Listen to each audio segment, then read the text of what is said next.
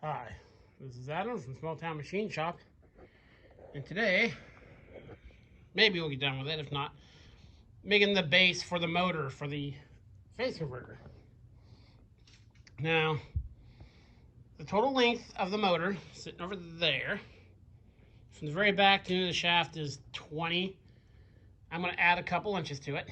What I'm going to do, got this heavy angle here, I'm going to make two runners for it, basically, because I want this to extend. I just don't want the motor on the floor. I want to extend it past the end of the shaft so I can weld a protective device for the end of the shaft there. Also, then they'll give me something, so I'm going to set it on a piece of rubber or something like that so it doesn't, I know the motor shouldn't really move, but just so it can't move, I just like to do that. And this is how I'm going to do it. You could probably just, you could bolt that to a piece of wood with some lag screws and probably be fine. This is how I'm going to do it. I have a bunch of extra angle, so I'm going to use it. So I got it leveled up in the vise here. I'm just going to use the Porta-Band. I'm going to knock down the floor. I'm going to grab that. I would use the chop saw or the Johnson bandsaw, but it is, gearbox is draining on it for a oil change. So just use this. I like the Porta-Band. So I'm just going to go to 22 inches. I'll double check that. Mark my lines and whatnot. And cut me off two pieces. I'll do that and I'll bring you back.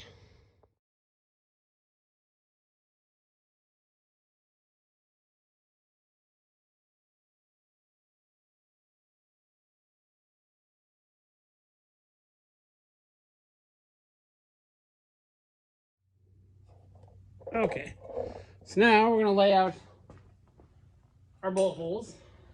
What we're going to do is just want them anywhere in the middle here, you know, width-wise.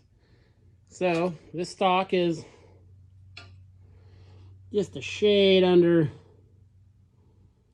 2 inch. This is 1 inch wide. So I'm just going to lay this across the back. Again, we're not building this to spec. We're just making it.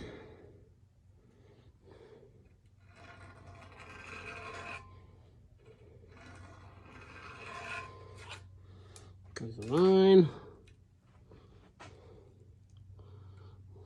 This is more than as accurate as we need to be for this job. Okay, so now, I don't know if you can see that. See that line right there? Goes all the way to the end. We have our center line. So now, we're going to need how far apart the bolt holes need to be. And I'm going to show you a little trick I show to people who are, let me get you off the tripod here.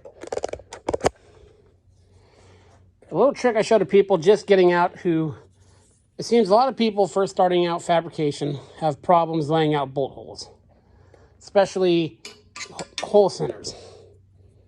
So, what I do, I still do this a lot. Sorry for the glare here. Okay. I got 2 bolts still in these feet. So you square up. Sorry, it's shaking. I'm resting on the motor there. Square up so that this plate is parallel with this flange. There's a point on there because it's 6-sided. Same with this nut. So it needs to be turned about.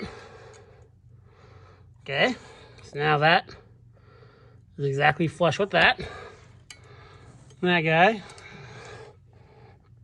will probably have to be turned a bit. Let me see if we got a tool nearby. No, so I'll turn that one. But then that gives you a point right there and right there. And I'll do a separate video on this to help people. So then you have basically 2 arrows telling you how far they are apart. So I will get a wrench. Actually, I'll just measure the other side and just do it by eye. And we'll get these holes drilled in here. I'll bring you back.